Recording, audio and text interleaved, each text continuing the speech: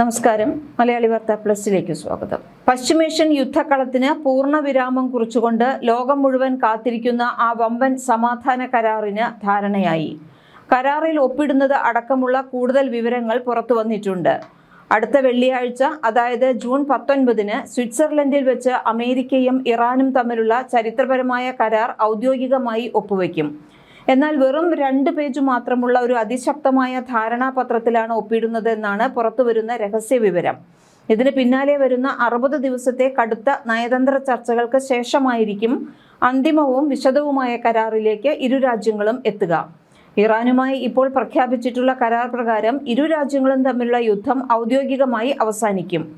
American president ട്രംപും മധ്യസ്ഥനായി നിന്ന പാകിസ്ഥാൻ പ്രധാനമന്ത്രി ഷെഹബാസ് ഷെരീഫും ചേർന്നുണ്ടാക്കിയ മാസ്റ്റർ പ്ലാൻ അനുസരിച്ചാണ് വെള്ളിയാഴ്ച സ്വിറ്റ്സർലൻഡിലെ ജനീവയിൽ വെച്ച് ഈ 2 പേജ് ധാരണാപത്രം ഒപ്പിടുന്നത്.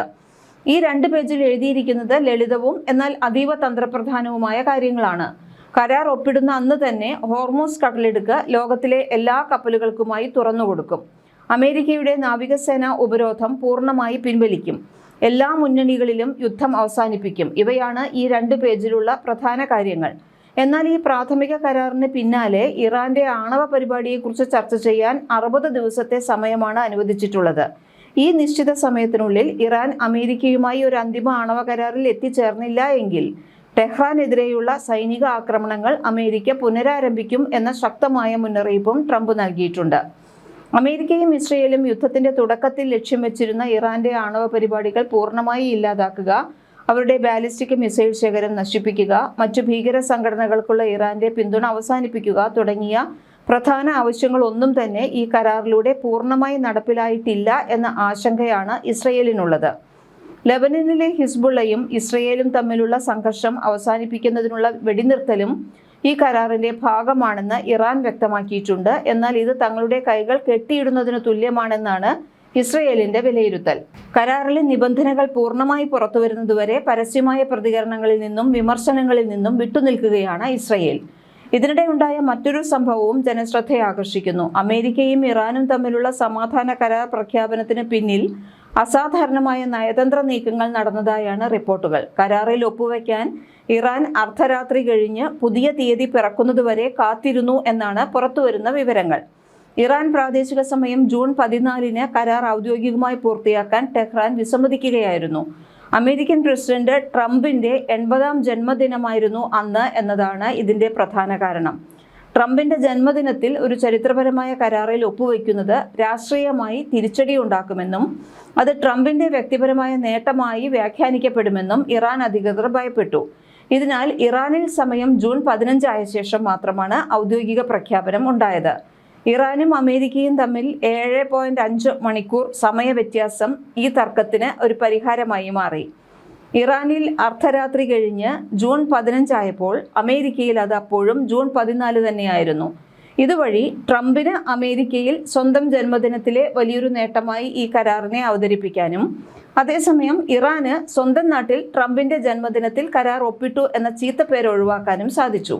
പ്രഖ്യാപനത്തിന് മുൻപ് തന്നെ തന്റെ ജന്മദിനമായ ഞായറാഴ്ച, അതായത് ജൂൺ 14-ന് കരാർ ഒപ്പിടുമെന്ന് ട്രംപ് പരസ്യമായി പറഞ്ഞിരുന്നു. പക്ഷേ ഇറാൻ വിദേശകാര്യ മന്ത്രാലയം അത് നിഷേധിക്കുകയും അവസാന നിമിഷം വരെ ജാഗ്രത പുലർത്തുകയും ചെയ്തു. എന്നിട്ട് ഇറാനിൽ ജൂൺ 15 ആയപ്പോഴാണ് അവർ ആ കരാർ ഒപ്പിടുന്നത്. അതേസമയം അമേരിക്കയും ഇറാനും തമ്മിൽ ചരിത്രപരമായ സമാധാന കരാറിൽ എത്തിയതായി പാകിസ്ഥാൻ പ്രധാനമന്ത്രി ഷെഹബാസ് ഷെരീഫ് പറഞ്ഞിട്ടുണ്ട്.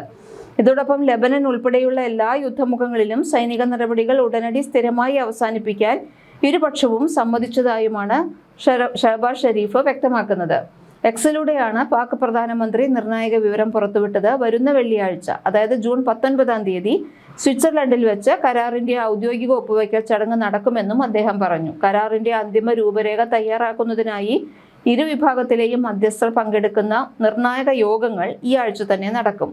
സമാധാന പാതയിലേക്ക് വരാൻ തയ്യാറായ അമേരിക്കയ്ക്കും ഇറാനും ഷെഹബാസ് ഷെരീഫ് നന്ദി അറിയിച്ചു. ചർച്ചകൾ വിജയകരമാക്കാൻ പിന്തുണ നൽകിയ ഖത്തറിനും കരാർ യാഥാർത്ഥ്യമാക്കുന്നതിൽ നിർണായക സംഭാവനകൾ നൽകിയ സൗദി അറേബ്യ, തുർക്കി എന്നീ രാജ്യങ്ങളുടെ നേതൃത്വത്തിനും അദ്ദേഹം പ്രത്യേകം നന്ദി രേഖപ്പെടുത്തി. ഇറാന്റെ സുപ്രീം നാഷണൽ സെക്യൂരിറ്റി കൗൺസിൽ പുറത്തുവിട്ട ഔദ്യോഗിക വിവരങ്ങൾ പ്രകാരം ലെബനൻ ഉൾപ്പെടെയുള്ള എല്ലാ യുദ്ധമുഖങ്ങളിലും ഉടനടി സൈനിക നടപടികൾ അവസാനിപ്പിക്കും. ഇറാന്റെ തുറമുഖങ്ങൾക്ക് മേൽ US ഏർപ്പെടുത്തിയിരുന്ന നാവിക ഉപരോധം പൂർണ്ണമായും പിൻവലിക്കും.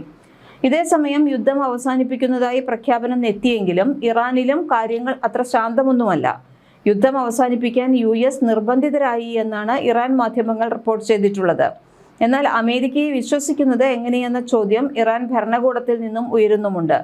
അമേരിക്കയുമായി ഒത്തുതീർപ്പിന് ശ്രമിക്കുന്ന നയതന്ത്രജ്ഞരും അമേരിക്കയെ വിശ്വസിക്കരുത് എന്ന് പറയുന്ന തീവ്ര നിലപാടുകാരായ വിപ്ലവ ഗാർഡുകളും തമ്മിൽ ഇറാൻ ഭരണകൂടത്തിനുള്ളിൽ ഇപ്പോൾ വൻ ഗ്രൂപ്പ് പോര് തെരുവിലേക്കും പടർന്നിട്ടുണ്ട്. അമേരിക്കയും ഇറാനും തമ്മിലുള്ള ബന്ധം പതിറ്റാണ്ടുകളായി സംഘർഷപൂർണ്ണം തന്നെയാണ്. പ്രത്യേകിച്ച് ഇറാന്റെ ആണവ പദ്ധതി അമേരിക്കയെ എന്നും ആശങ്കപ്പെടുത്തുന്ന വിഷയമാണ്. അമേരിക്കയുടെ നിലപാട് വ്യക്തമാണ്. ഇറാൻ ആണവായുധം നിർമ്മിക്കരുത്. ഇറാൻ പറയുന്നത് മറ്റൊന്നാണ്. ഞങ്ങളുടെ ആണവ പദ്ധതി സമാധാനപരമായ ആവശ്യങ്ങൾക്കാണ്. ഈ തർക്കമാണ് വർഷങ്ങളായി തുടരുന്നത്. ഇറാനുമായി വെടിനിർത്തലിനും സമാധാന ചർച്ചകൾക്കും പുരോഗതിയുണ്ടെന്ന് ട്രംപ് പറയുമ്പോഴും ഒരു വലിയ ചോദ്യം ബാക്കിയാണ്. ഇറാൻ ഇതെല്ലാം അംഗീകരിച്ചിട്ടുണ്ടോ? അതാണ് ഇപ്പോൾ ലോകം ഉറ്റുനോക്കുന്നത്. ഇറാനിൽ നിന്ന് ഇതുവരെ പൂർണ്ണമായ ഔദ്യോഗിക സ്ഥിരീകരണം ഒന്നും തന്നെ ലഭിച്ചിട്ടില്ല. ചർച്ചകൾ നടക്കുന്നതായി സൂചനകളുണ്ട്. പക്ഷേ എല്ലാ വിഷയങ്ങളിലും ധാരണയായി എന്ന് പറയാനാവില്ല. ഇറാന്റെ ആണവ പദ്ധതി ഇസ്രയേലിന്റെ ഏറ്റവും വലിയ സുരക്ഷാ ആശങ്കകളിൽ ഒന്നാണ്. അതിനാൽ ഏതൊരു കരാറും ഇസ്രയേലിന്റെ താൽപ്പര്യങ്ങളെ ബാധിക്കുമോ എന്നത് വലിയ ചർച്ചാ വിഷയമാണ്. ഇപ്പോൾ ലോകം 3 സാധ്യതകളാണ് കാണുന്നത്. ഒന്നാമത്തേത്, സമാധാന കരാർ വിജയിക്കുന്നു. അങ്ങനെ സംഭവിച്ചാൽ മധ്യപൂർവേഷ്യയിലെ സംഘർഷം ഗണ്യമായി കുറയും. എണ്ണവില സ്ഥിരത കൈവരിക്കും. ആഗോള സമ്പദ് വ്യവസ്ഥയ്ക്കും ആശ്വാസമാകും.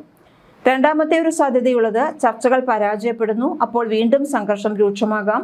ഹോർമൂസ് കടലിടുക്കും. ആഗോള എണ്ണ വിതരണവും വീണ്ടും അപകടത്തിലാകും.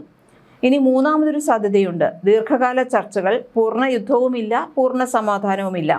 ചർച്ചകൾ അങ്ങനെ ഒന്നിനു പുറകെ ഒന്നായി വന്നുകൊണ്ടിരിക്കും. മധ്യപൂർവേഷ്യയിൽ പലപ്പോഴും കണ്ടുവരുന്ന അവസ്ഥ ഇതാണ്. അതേസമയം ഒരു കാര്യം വ്യക്തമാണ്. ലോകം ഇപ്പോൾ യുദ്ധവാർത്തകളെക്കാൾ ആഗ്രഹിക്കുന്നത് സമാധാന വാർത്തകൾ കേൾക്കാൻ തന്നെയാണ്. ട്രംപിന്റെ പ്രസ്താവനകൾ ശരിയാണെങ്കിൽ കഴിഞ്ഞ മാസങ്ങളായി ഉയർന്നിരുന്ന യുദ്ധഭീഷണി കുറയാൻ സാധ്യതയുണ്ട്. എന്നാൽ അന്തിമ കരാർ പ്രഖ്യാപിക്കുന്നതുവരെ, അതായത് 60 ദിവസം കൂടി അനിശ്ചിതത്വം തുടരും. അപ്പോൾ നിങ്ങൾ എന്താണ് കരുതുന്നത്? ട്രംപിന്റെ ഈ പ്രഖ്യാപനം യഥാർത്ഥ സമാധാനത്തിലേക്കുള്ള ചുവടുവയ്പ്പാണോ, അല്ലെങ്കിൽ മറ്റൊരു രാഷ്ട്രീയ നീക്കമാണോ? നിങ്ങളുടെ അഭിപ്രായം കമന്റ് ചെയ്യൂ.